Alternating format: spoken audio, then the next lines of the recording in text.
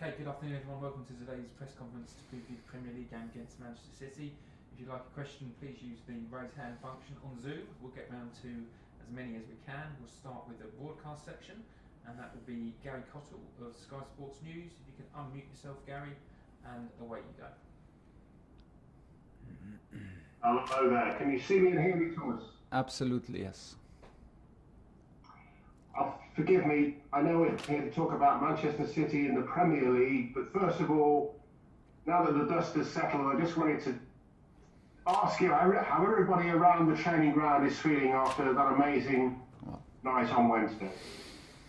Yeah, well, it was a nice morning on Thursday to arrive and to see everybody happy and enjoying the feeling after a big win and starting to organize things for the last week of the season that we now have, which is absolutely amazing and a big reward. No, it's nice, and at the same time it's already second day and it's already the day to prepare the next Premier League match and to prepare the next schedule for traveling, for the flights and so on. So schedule keeps us busy.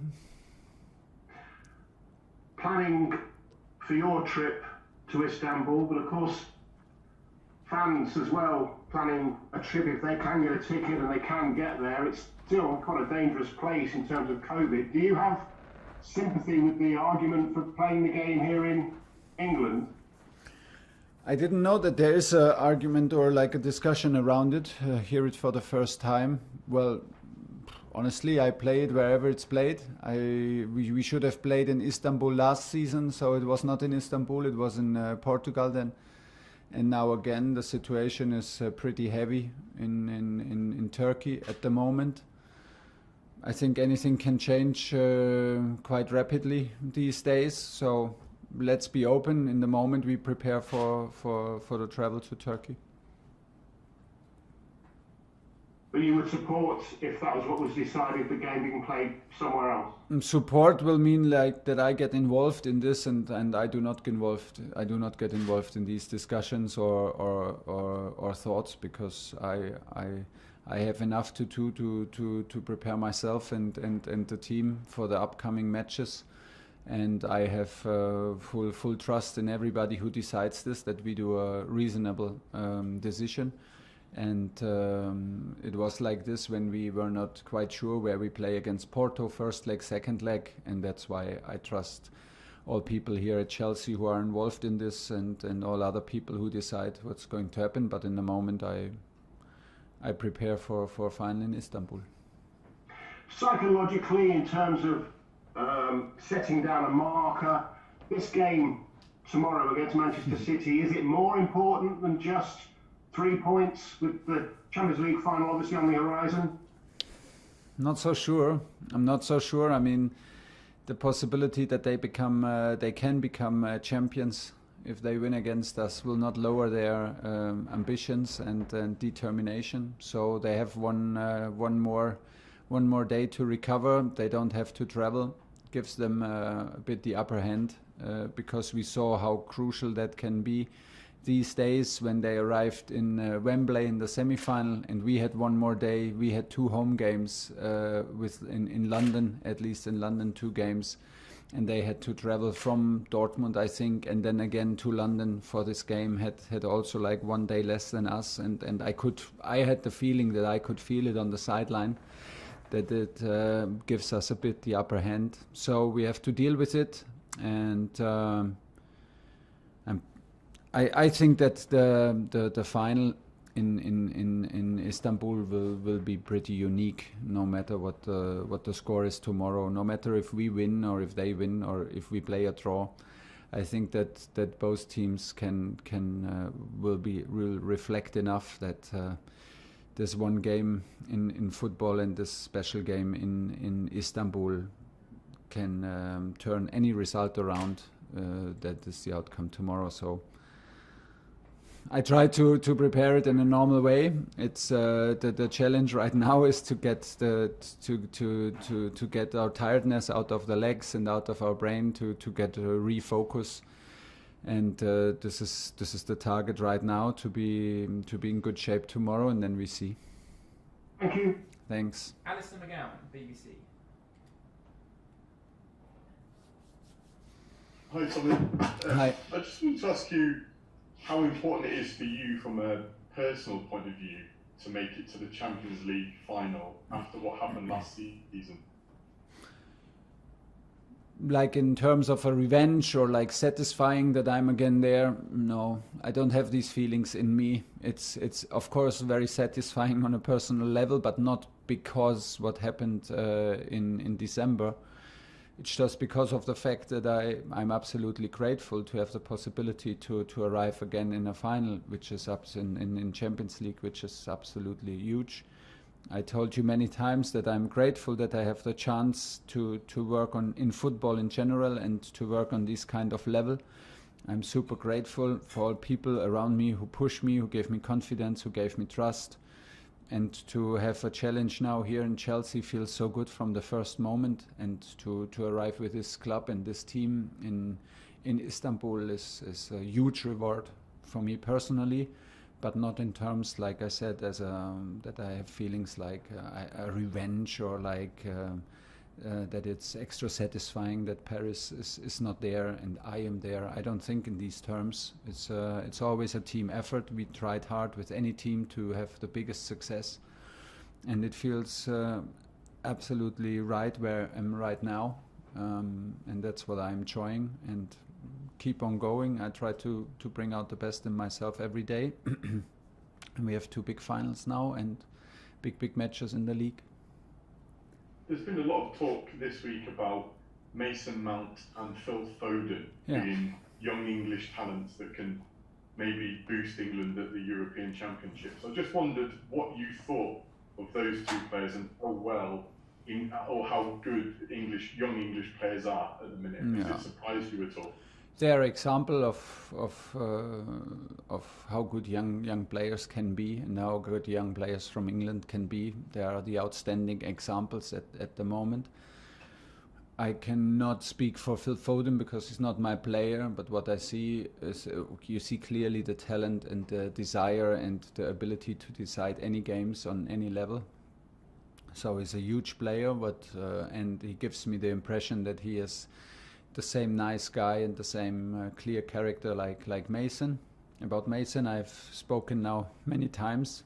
It's outstanding, and he has the full package in terms of mentality, of being humble, of work ethic, and of course of talent. So the national team can be very, very happy to arrive with these kind of players because they are absolutely reliable on highest level, and most important, they are hungry.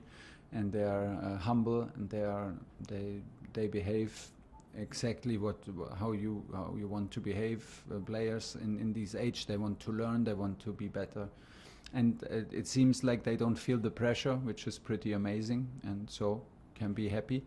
But before they arrive in Europe, in the European Championship, they both want to have the success for their teams, which means that they will play against each other in the final. And just last of all, when you go up against Pep Guardiola, what sort of emotions does it stir in you?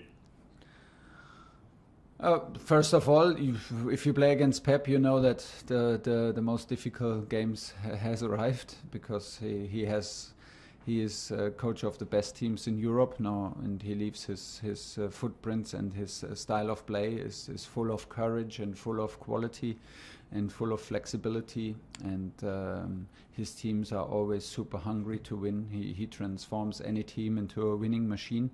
So it was like this with Barcelona, it was like this with Munich, and it's the same with Man City. They are the benchmark in the league, obviously. It's a big gap, but like we did in the semi-final, it's on us to close the gap for 90 minutes, and then we will do the same thing in the final, and we will arrive, especially in the final, full of confidence,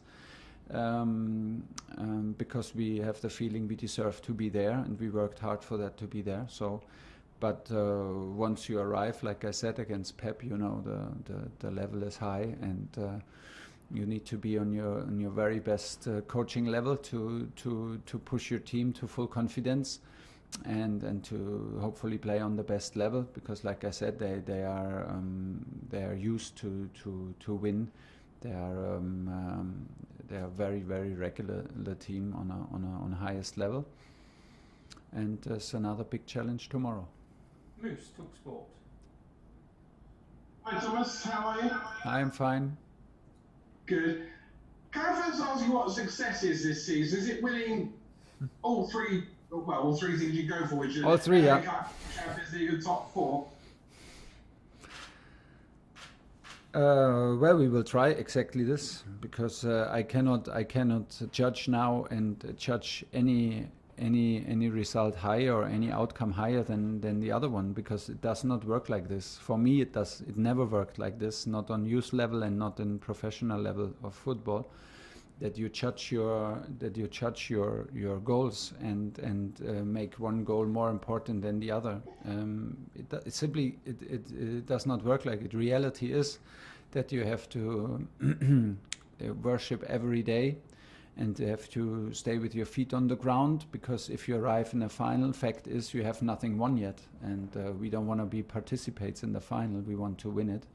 This club is for achieving finals, but this club is for winning finals, and winning football games, and this is the target. So it's we do good if we keep our feet on the ground, if we keep our momentum going, if we keep our atmosphere, which is built on hard work, determination, good atmosphere, and the laughter every day, and a lot of respect and joy during the time that we spend together in Cobham here. And this is what we have to do.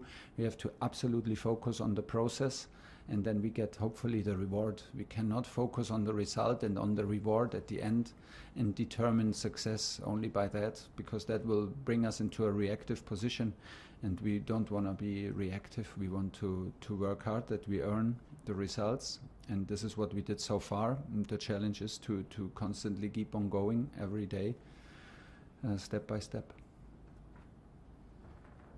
So you're playing City tomorrow, and you've still got them in the Champions League final. I mean, are you going to play exactly the same way you did at Wembley in the FA Cup semi-final, or are you going to keep your powder dry ahead of the Champions League final? What sort of tactics are you employing tomorrow? Yeah, good question. Not decided yet. Like I said, we have 1 day less to recover, and we have an away game, so we have traveling today 1 day less, which is quite a key factor in these times of the season. So I can imagine that we maybe need some fresh legs and fresh minds tomorrow, some hungry guys who want to show and deserve to get a chance in a big fixture tomorrow. Yeah, if there will be any tactical new stuff tactically, I don't know yet. I haven't decided yet. I need to speak to everybody now and look at the data and look at who's available and who is a bit in an overload, and then we have a high possibility that we see some changes. And just last one from me, you talk about fans maybe going to Istanbul for the final before. There will be fans at your last home game of the season, which will be a way back towards normality. Just your thought about that, and about seeing Stamford Bridge with home supporters, which you haven't seen yet. Yeah, I cannot wait. Actually, it's so sad that we play so long without spectators, and we almost get used to it because we don't want to get used to it, and it changes the game completely. And this is not just words; it is like this. You simply cannot compare. And even with the guys waiting for us now in front of the stadium before the Madrid game and after the Madrid game, was like instantly we were instantly excited and so happy for them, and you could feel the change of energy by having them around, our supporters. So this is big news. We are absolutely excited to play with spectators in Wembley, and after that in a home game, Stamford Bridge, and of course at Aston Villa, and then hopefully also in Istanbul. This is first of all a step back to normality, but I hope that everybody stays safe. If we have these kind of matches, that is the most important, and we will never complain, but we can just say it and tell it out loud as a fact. The game is not the same game within empty stadiums. Okay, we've got time for 2 more. One for Natalie and then Nick Purell to finish. Natalie. Hi, Thomas. Hi. Still talking a little bit about the FA Cup match.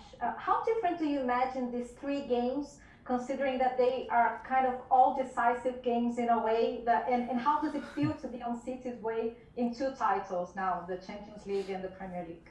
It feels good because it means that we are there. So we wanted to arrive. We had absolutely no favorites against whom we want to play, because first of all it was like we were absolutely focused on us and that we have the chance to play in Istanbul, and it was the same in the semi-final. We knew that this is maybe the toughest opponent right now in Europe that you can play, and it was the target to close the gap to City for 90 minutes, because this is what you can do in football.